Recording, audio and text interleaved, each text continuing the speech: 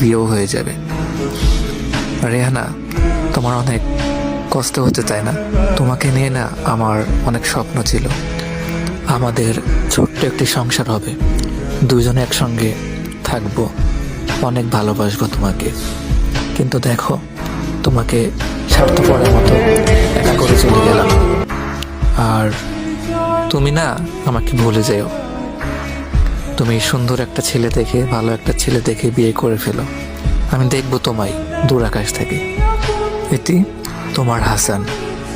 So যারা এই গল্পটি এই পর্যন্ত শুনছেন তারা সবাই প্লিজ, যদি গল্পটি ভালো লাগে এই পেজটি ফলো করে দিবেন।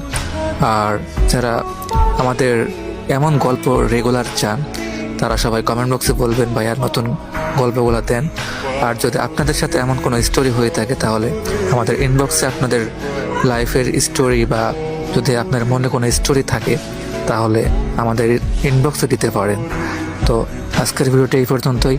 ভালো লাগলে লাইক কমেন্ট শেয়ার করে দিবেন আর আমাদের পাশে থাকবেন। আল্লাহ হাফিজ গাইস, আসসালামু আলাইকুম।